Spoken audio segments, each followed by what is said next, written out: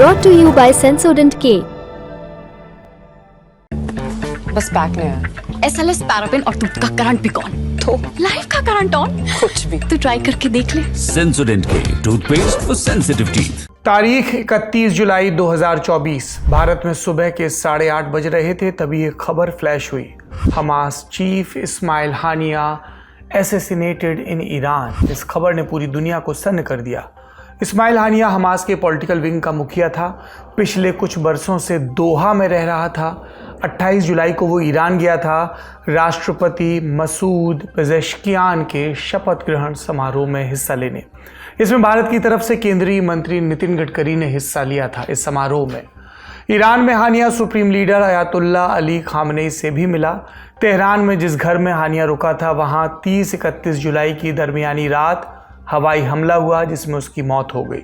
तड़के सुबह ईरान के इस्लामिक रिवोल्यूशनरी गार्ड्स कोर यानी IRGC ने इसकी पुष्टि की और कहा मामले की जांच की जा रही है। वहीं हमास ने नाम लेकर इजराइल पर निशाना साधा और बोला करारा जवाब मिलेगा। हूती विद्रोहियों और हिजबुल्लाह ने भी बदला लेने की चेतावनी दी है। ये हमला ईरान के लिए सबसे बड़ी चुनौती बनकर उभरा है। उसकी सीमा के अंदर किसी मेहमान की हत्या हुई, ये उसकी संप्रभुता का उल्लंघन है। पिछली दफ़ा सीरिया में उसके कॉन्सुलेट पर अटैक हुआ था। IRGC के 2 टॉप कमांडर मारे गए थे। ईरान ने उसका जवाब इजराइल पर मिसाइल और ड्रोन अटैक से दिया था। इतिहास में पहली बार इस बार भी वैसी आशंका जताई जा रही है। ईरान में इमरजेंसी मीटिंग हो रही है। अभी ये पता नहीं चला कि आगे क्या होगा, पर साख खतरे में है तो ठोस कार्रवाई की मजबूरी है ईरान के सामने। इस चौतरफा हड़कंप के बीच इजराइल ने चुप्पी साध रखी है। कोई आधिकारिक बयान नहीं। आमतौर पर ऐसे मामलों में इजराइल जिम्मेदारी लेने से बचता है, लेकिन उसकी संलिप्तता पर कभी किसी को संदेह नहीं रहा। इस तरह की हत्याओं का उसका लंबा इतिहास है। तो आज हम जानेंगे इस्माइल हानिया की कहानी, ईरान में उसकी हत्या कैसे हुई, हानिया के बाद हमास का क्या होगा और क्या एक रीजनल वॉर शुरू होगा। नमस्ते, मेरा नाम सौरभ द्विवेदी है। ये लल्लन टॉप का अंतर्राष्ट्रीय प्रसंगों से जुड़ा रोजाना का कार्यक्रम दुनियादारी है, जहां मेज पर रखी इस प्लास्टिक की बोतल को नीचे रखने के बाद मैं आपको इस्माइल हानिया की कहानी विस्तार से सुनाऊंगा। आपको बादलों की गड़गड़ाहट सुनाई दे रही होगी। ये दिल्ली NCR का हाल है। बाकी हाल क्या है, कब किस बेसमेंट में पानी भर जाए कोई नहीं बता सकता। सब हाथ बांधकर खड़े हो जाते हैं। ऐसे ही हाथ बांधकर फिलहाल ईरान खड़ा नजर आ रहा है, बेबसी की मुद्रा में, क्योंकि उसकी संप्रभुता को चुनौती मिली है। पर यह कहानी इस्माइल हानिया की है सबसे पहले, जो कि हमास के पॉलिटिकल विंग को लीड कर रहा था। हमास फिलिस्तीन का एक चरमपंथी गुट है। अब ये फिलिस्तीन कहाँ है, नक्शा देखिए। भारत के पश्चिम में चलिए, सबसे पहले पाकिस्तान, फिर ईरान, फिर सऊदी अरब, जॉर्डन और इजराइल। फिलिस्तीन को 140 से अधिक मुल्कों ने देश के तौर पर मान्यता दी है, लेकिन उसको UN में फुल मेंबर स्टेटस नहीं मिला है। फिलिस्तीन किसी राष्ट्र के लिए ज़रूरी अर्हताओं को पूरा नहीं करता। ये अर्हताएं क्या हैं? तय सीमा, पर्याप्त आबादी, सर्वमान्य सरकार और संप्रभुता। संप्रभुता यानी दूसरे देशों के साथ संबंध बनाने की आज़ादी। फिलिस्तीन के पास आबादी पर्याप्त है, लेकिन वो तय सीमा, सर्वमान्य सरकार और संप्रभुता के मसले पर मात खाता है, क्योंकि उसके 2 अलग अलग हिस्से हैं, वेस्ट बैंक और गाज़ा पट्टी। दोनों जगहों पर अलग अलग गुटों का कंट्रोल है। वेस्ट बैंक में फतेह मूवमेंट और गाज़ा पट्टी में हमास। दोनों की आपस में पटरी नहीं खाती। सीमा को लेकर भी मतभेद। इजराइल ने फिलिस्तीन की बहुत सी ज़मीन पर कब्जा कर रखा है। इंटरनेशनल कम्युनिटी इस कब्जे को अवैध मानती है। इसको लेकर 1948 से विवाद भी चल रहा है। इजराइल फिलिस्तीन विवाद की कहानी हम दुनियादारी में और मास्टर क्लास में विस्तार से बता चुके हैं। आप देख सकते हैं, डिस्क्रिप्शन में लिंक है। अभी हमास की तरफ लौटते हैं। पूरा नाम हरकत अल मुकावामा अल इस्लामिया, ये हमास का फुल फॉर्म है। इजराइल, अमेरिका और दूसरे पश्चिमी देशों ने इसे आतंकवादी संगठन का दर्जा दिया है। हमास की स्थापना 1987 में हुई थी गाज़ा पट्टी में। संस्थापक शेख अहमद यासीन। 2004 में इजराइल ने उसको मार गिराया। हमास ने 1988 में अपना चार्टर पेश किया, जिसमें यहूदियों की हत्या और इजराइल को मिटाकर फिलिस्तीन देश की स्थापना जैसे मकसद लिखे थे। 1990 के दशक में यासिर अराफात के फिलिस्तीन लिबरेशन ऑर्गेनाइजेशन यानी PLO ने इजराइल के साथ समझौता कर लिया था, जिसको ओस्लो अकॉर्ड के नाम से जाना जाता है। ओस्लो जो कि नॉर्वे में है। इसके तहत फिलिस्तीन अथॉरिटी बनी, PA, और इनको फिलिस्तीन का आधिकारिक प्रतिनिधि माना गया। PA की कमान अराफात के फतेह मूवमेंट को मिली। हमास ने इजराइल के साथ हुए समझौते का विरोध किया था। कुछ बरस बाद 2000 का साल आया, फिलिस्तीन में एक इंतिफादा शुरू हुआ, दूसरा इंतिफादा। इंतिफादा यानी इजराइल के कब्जे के खिलाफ हिंसक विद्रोह की श्रृंखला। ये विद्रोह 2005 तक चला। इसमें दोनों तरफ से सैकड़ों लोग मारे गए। दूसरे इंतिफादा में हमास उभर कर और सामने आया। जब 2006 में फिलिस्तीन में चुनाव हुए तो उसमें हमास को जीत मिली, लेकिन फतेह और इंटरनेशनल कम्युनिटी ने हमास के साथ काम करने से मना कर दिया। इसके बाद हमास और फतेह मूवमेंट के बीच हिंसक झड़प हुई। हमास ने फतेह को गाजा पट्टी से खदेड़ दिया और वहाँ पर एकाधिकार कर लिया, लेकिन फतेह का वेस्ट बैंक में कंट्रोल बना रहा और वहीं से फिलिस्तीन अथॉरिटी की सरकार चलने लगी। गाजा पट्टी पर हमास के कब्जे के तुरंत बाद इजराइल ने नाकेबंदी कर दी। लोगों और सामानों के आने जाने पर निगरानी रखी जाने लगी। इस बीच हमास ने इजराइल पर छिटपुट हमले जारी रखे। 4 युद्ध भी हुए, 2008-9, 2012, 2014 और 2021 में। इसमें 6400 से ज़्यादा फिलिस्तीनी और 300 से ज़्यादा इजरायली नागरिकों की जान गई। हिंसा के बीच हमास ने इजराइल से शांति का हिंट भी दिया। मसलन 2017 में उसने यहूदियों की हत्या वाला क्लॉज हटाया। 1967 जंग से पहले वाले बॉर्डर्स पर रजामंदी भी जताई, लेकिन दोनों पक्षों में संशय बना रहा, जिसका पटाक्षेप अक्टूबर 2023 में होने वाला था। 7 अक्टूबर 2023 की सुबह हमास ने इजराइल पर आतंकी हमला किया। 1100 से ज़्यादा लोगों की हत्या की, 250 से ज़्यादा को बंधक बनाया। इसके बाद इजराइल ने हमास के खिलाफ जंग का ऐलान किया और कहा, हमास का हर नेता चलता फिरता मुर्दा है जिसका अंत नज़दीक आ चुका है। ये बात इजराइल के मंत्रियों और सेना अधिकारियों ने कई बार दोहराई। इशारा था हमास से जुड़े हर शख्स को निशाना बनाया जाएगा, चाहे वो दुनिया के किसी भी कोने में हो। और इस तरह हमास के सीनियर लीडर्स और कमांडर्स इजराइल की हिट लिस्ट में आ गए। किन लोगों पर सबसे ज़्यादा नज़र थी? याहिया सिनवार, गाजा पट्टी में हमास का मुखिया, उसको इजराइल लंबे समय से ढूंढ रहा है। कई बार मारने की कोशिश हुई। मोहम्मद दाएफ, हमास के मिलिट्री विंग अल कासिम ब्रिगेड का सरगना। इसी ब्रिगेड ने 7 अक्टूबर को इजराइल में घुसपैठ की थी। दाएफ को आखिरी दफ़ा 29 जुलाई को मारने की कोशिश की गई थी, लेकिन बच गया। सालेह अल अरूरी, हमास के पॉलिटिकल विंग का डिप्टी लीडर, जो अक्टूबर 2023 के आतंकी हमले का मास्टरमाइंड था। जनवरी 2024 में लेबनान में उसकी हत्या हुई। आरोप इजराइल पर लगा, लेकिन इजराइल ने स्वीकार नहीं किया। इन तीनों से ऊपर इस्माइल हानिया का नाम था। उसी की ईरान की राजधानी तेहरान में हत्या हुई। ईरान भारत के पश्चिम में है, पाकिस्तान के बाद इसकी सीमा शुरू होती है। इस्माइल हानिया की कहानी क्या है? 1962 में गाजा पट्टी के रिफ्यूजी कैंप में पैदाइश, गाजा की इस्लामिक यूनिवर्सिटी में अरबी साहित्य की पढ़ाई। 1987 में पहले इंतिफादा में हिस्सा लिया, हमास बना तो उससे जुड़ा। 1988 से 1992 का वक्त इजरायली जेल में गुजरा। जेल से रिहा होते ही दक्षिणी लेबनान गया। ऑस्लो अकॉर्ड के बाद हानिया वापस गाजा लौटा। इस दौरान हमास के फाउंडर शेख अहमद यासीन से दोस्ती हुई और उसकी बदौलत लीडरशिप रोल में आगे बढ़ा। उसको यासीन का उत्तराधिकारी माना जाने लगा। 2004 में यासीन की हत्या हुई तो हमास का कंट्रोल हानिया के पास आया। 2006 में जब हमास ने चुनाव जीता तब उसी को कुर्सी मिली। हानिया फिलिस्तीन का प्रधानमंत्री बन गया। पश्चिमी देश इससे खुश नहीं थे, उन्होंने फिलिस्तीन अथॉरिटी की फंडिंग रोक दी। दूसरी तरफ फतेह और हमास के बीच झगड़ा शुरू हुआ। फिर फिलिस्तीन अथॉरिटी के राष्ट्रपति महमूद अब्बास ने हानिया को बर्खास्त किया, लेकिन तब तक गाजा पट्टी हमास के नियंत्रण में आ चुका था। हानिया गाजा पट्टी में हमास का सर्वे सर्वा बना रहा। 2017 में हमास में लीडरशिप के रोल बदले और याहिया सिनवार को गाजा पट्टी में हमास का लीडर बनाया गया। याहिया सिनवार की कहानी भी हम दुनियादारी में पहले बता चुके हैं। दिलचस्पी हो तो डिस्क्रिप्शन में लिंक देख सकते हैं। इस 2017 के ही रद्दोबदल में हानिया को पॉलिटिकल ब्यूरो की कमान मिली। ये हमास के स्ट्रक्चर में सबसे बड़ा पद है। इस रोल में वो हमास के लिए डिप्लोमेटिक और मिलिट्री सपोर्ट जुटा रहा था। 2018 से कतर की राजधानी में दोहा में रहने लगा। दोहा में हमास का पॉलिटिकल ऑफिस है। दोहा का नक्शा आपको स्क्रीन पर दिख रहा है। हानिया की करीबी ईरान के सुप्रीम लीडर खामेनेई और तुर्की के राष्ट्रपति रेचेप तैयब अर्दोगान से भी थी। ये दोनों हमास को सबसे ज़्यादा सपोर्ट देते हैं। हानिया ईरान क्यों गया? शुरू में बताया। हानिया को ईरान और हमास के बीच का पुल माना जाता था। उसका वहां आना जाना लगा रहता था। जब मई 2024 में इब्राहिम रईसी के हेलीकॉप्टर हादसे में मौत हुई तब हानिया ने उनकी अंतिम यात्रा में हिस्सा लिया। रईसी की मौत के बाद ईरान में राष्ट्रपति चुनाव कराए गए, जिसमें मसूद पेजेश्कियान को जीत मिली। 28 जुलाई को उनका शपथ ग्रहण समारोह था। हानिया उसी में हिस्सा लेने के लिए तेहरान पहुंचा था। इसके अलावा इजराइल हमास जंग और संघर्ष विराम प्रस्ताव जैसे मुद्दों पर भी चर्चा होनी थी। वहीं 30-31 जुलाई की दरमियानी रात उसका कत्ल हुआ। हमने इस मसले पर बिट्स लॉ स्कूल में इंटरनेशनल रिलेशंस के अध्यापक डॉक्टर मुश्ताक हुसैन से पूछा, हानिया की मौत कितनी बड़ी घटना है और इसका असर कहां कहां दिखेगा? कई एक्सपर्ट्स का ये मानना है कि 7 अक्टूबर 2023 को जो ऑपरेशन हमास ने किया इजराइल पे अटैक करने का, उसके बारे में खालिद मिशाल और इस्माइल हानिया को किस हद तक पता था या उन्हें पता था भी या नहीं था, ये हम बहुत क्लियरली नहीं कह सकते। कई विशेषज्ञ ये मानते हैं कि याहिया सिनवार ने अपने लेवल पे ये डिसीजन लिया है और खालिद मिशाल और इस्माइल हानिया को इंक्लूड नहीं किया था। लेकिन बाहर रहने वाली हमास की लीडरशिप भी बहुत इंपॉर्टेंट रोल प्ले करती है, स्पेशली जब किसी वॉर के बाद सीज फायर की निगोसिएशन चल रहा होता है। सीज फायर की बातचीत करने के लिए यूरोपियन यूनियन हो, अमेरिका हो, अंतर्राष्ट्रीय लेवल पे जो भी ताकतें हैं, वो गाजा की लीडरशिप से बात नहीं करते।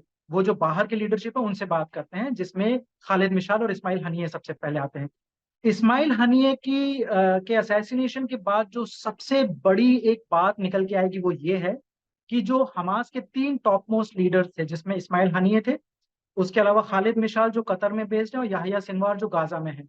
याहिया सिनवार और खालिद मिशाल 2 अलग अलग गुटों के लीडर्स माने जाते हैं, और इस्माइल हानिये ने एक बहुत इंपॉर्टेंट रोल प्ले किया था अभी तक इन दोनों के बीच एक तरह से सुलह कराने का, इन दोनों के बीच कॉम्प्रोमाइज कराने का, इन दोनों को एक साथ लाके कन्विंस करने का कि आपने वॉर तो किया, आपने अटैक तो किया, लेकिन अब जरूरी है कि सीज फायर की तरफ बढ़ा जाए। अगर अब इस्माइल हानिये नहीं है पिक्चर में, उनको असैसिनेट कर दिया गया है, तो वो रोल कौन अदा करेगा इसके बारे में भी कोई क्लैरिटी नहीं है। और इस्माइल हानिये के न होने की वजह से खालिद मिशाल और याहिया सिनवार के बीच जो एक ईगो टसल है, जो एक मोरालिटी का टसल है, ये और ज्यादा स्ट्रांग हो जाएगा, जिससे सीधा सीधा असर पड़ेगा लड़ाई को खत्म करने के लिए जो सीज फायर की बातचीत चल रही है उसके ऊपर। हमास ने हत्या का आरोप इजराइल पर लगाया और कहा कि हानिया को मारकर वो हमारा मनोबल तोड़ना चाहते हैं, पर कामयाब नहीं होंगे। और इजराइल ने क्या कहा? चुप्पी साधे रखी। 30 जुलाई को इजराइल ने बैरूत पर हमला किया था, वहाँ हिजबुल्लाह के कमांडर को मारने की बात स्वीकारी। हालांकि हिजबुल्लाह ने इसकी पुष्टि नहीं की, लेकिन हानिया के मामले में इजराइल का कोई आधिकारिक बयान नहीं आया है, जबकि वो इजराइल की हिट लिस्ट में था। इस चुप्पी को कैसे पढ़ा जाए? देखिए, इजराइल के जितने भी ऐसे ऑपरेशंस होते हैं जो मोसाद कैरी आउट करता है, चाहे वो बिल्कुल मिडिल ईस्ट के जो इजराइल के बिल्कुल सराउंडिंग रीजन है उसमें, या फिर दूर के किसी देश में, जैसे हमने आइखमन एक बहुत फेमस केस था जो कि साउथ अमेरिका में हुआ था। हमने इन सारे केसेस में देखा है कि इजराइल की सरकारी जो नीति होती है, जो मोसाद की नीति होती है, वो क्रेडिट लेने से ज्यादा इस बात पर होती है कि उनके जो ऑपरेशन के जो लॉजिस्टिक्स हैं, जैसे कि उनके जो कॉन्टैक्ट्स होंगे ऑन द ग्राउंड, उनकी आइडेंटिटी को किस तरह बचा के रखा जाए।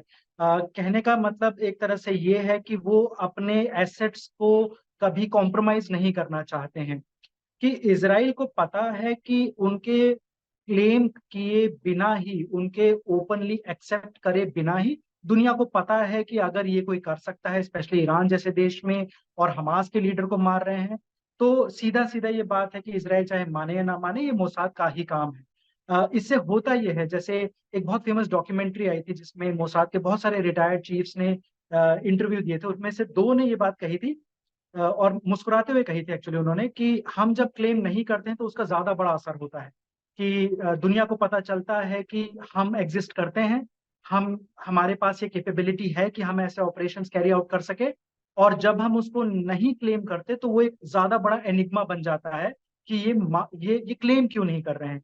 सो मेरे हिसाब से ये 3 फैक्टर्स हैं। एक, पता है कि मोसाद ने किया है।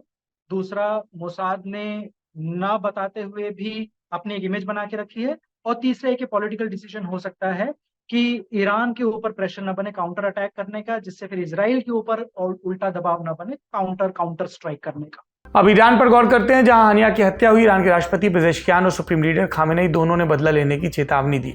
खामेनेई के बयान में ज्यादा नाराजगी दिखी। कहा, अपराधी और आतंकी ज़ायनिस्ट शासन ने हमारे खास मेहमान की हमारे घर में शहीदी की, इसने हमें दुख दिया, मगर हम उन्हें इसकी सख्त सजा देने के लिए तैयार होंगे। चूंकि हानिया की हत्या ईरान के अंदर हुई, तो ये सीधे सीधे उसकी संप्रभुता पर भी सवाल है।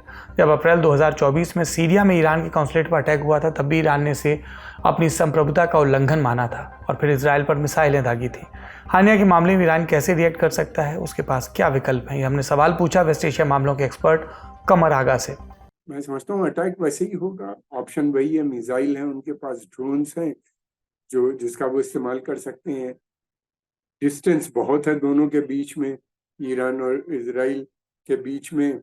अब हालांकि उन्हीं ने हाइपरसोनिक मिसाइल्स भी बनाई हैं। पिछली दफे उन्हीं ने कई 100 मिसाइल के साथ अटैक किया था, कैलिब्रेटेड अटैक था वो।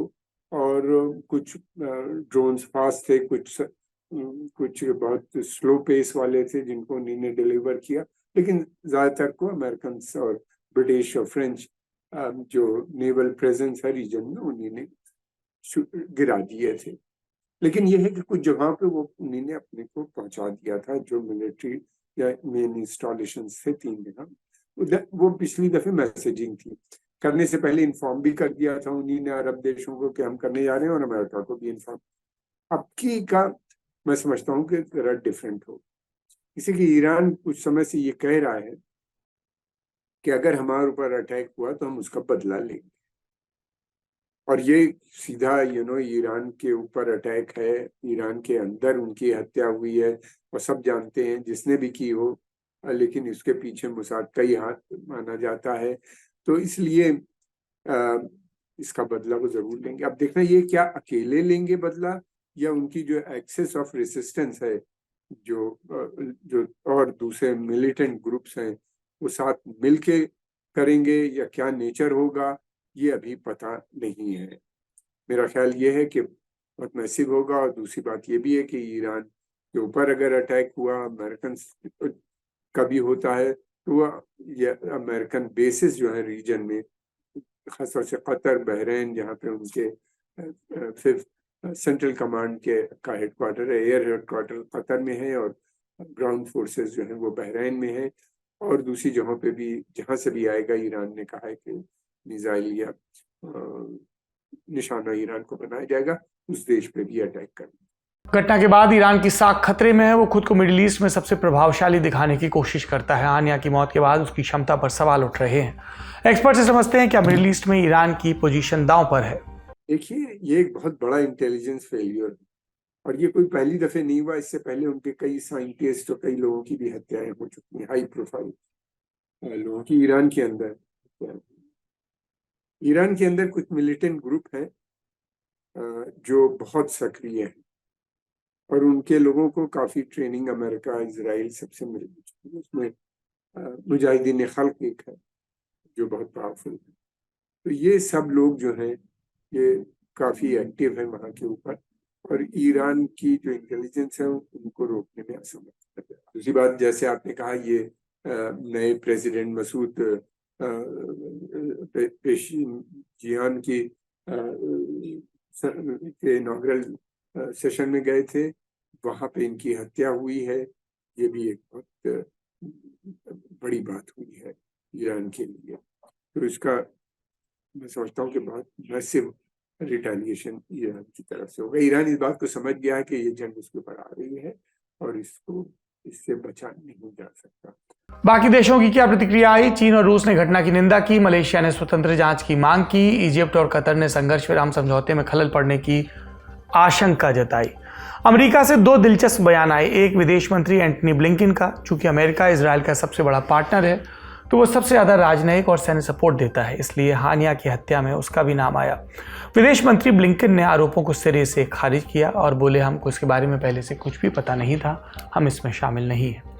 तमाम निंदा प्रस्तावों, आलोचनाओं और अनभिज्ञता के दावों के बीच मिडिल ईस्ट उबाल पर है। ईरान को संप्रभुता के उल्लंघन का बदला लेना है। आशंका रीजनल वॉर शुरू होने की है।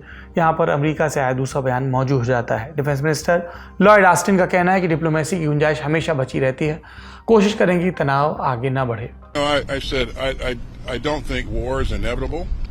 I maintain that. I think there's always room and opportunities for diplomacy, and I'd like to see parties pursue those opportunities. And certainly what we've seen along the border, the northern border with Israel, over time, that's been a concern of ours. Again, we're going to do everything we can to make sure that we keep things from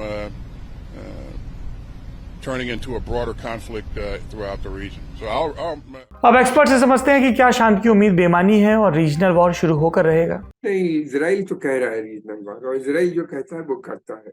regional war के बगैर Israel के अब ये देखना है क्या regional war से Israel का कितना फायदा होता है। उनको लगता है कि अगर ठीक है नहीं होता, इजराइल को इतना ईरान में के इंफ्रास्ट्रक्चर को इतना ध्वस्त कर दो, लोग बहुत मरेंगे, मरने दो, मगर ये होगा कि उसके बाद ईरान इंटरनली इन्वॉल्व हो जाएगा, और फिर उसके बाद ये आसान होगा इन मिलिटेंट ग्रुप से डील करना।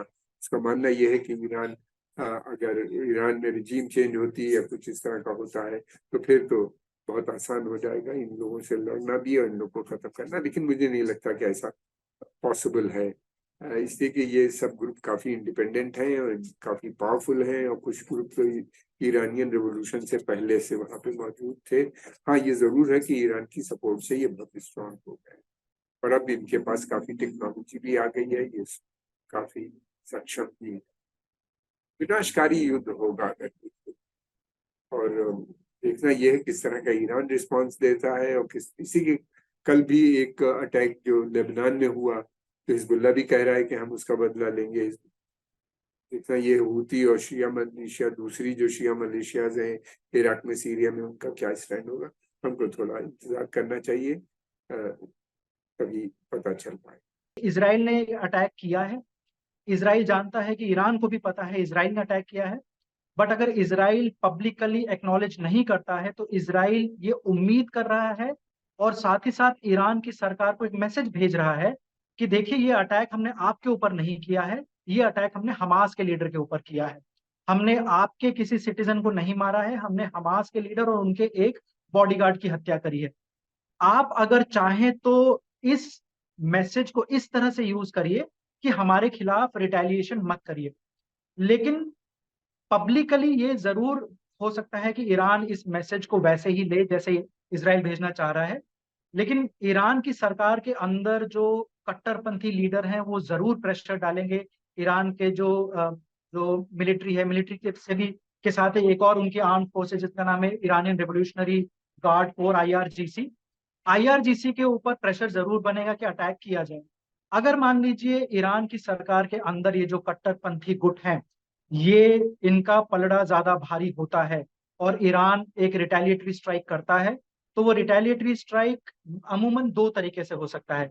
एक तो उसी तरह का एक बहुत ज्यादा तादाद में मिसाइल्स और ड्रोन्स का अटैक किया जाए और फिर ईरानी उम्मीद करेगा कि इजराइल की जो मिसाइल डिफेंस सिस्टम है उसको भेजते हुए एक या दो भी अगर इजराइल की टेरिटरी के अंदर गिरते हैं तो ईरान ये कह सकता है कि हमारी विक्ट्री हुई।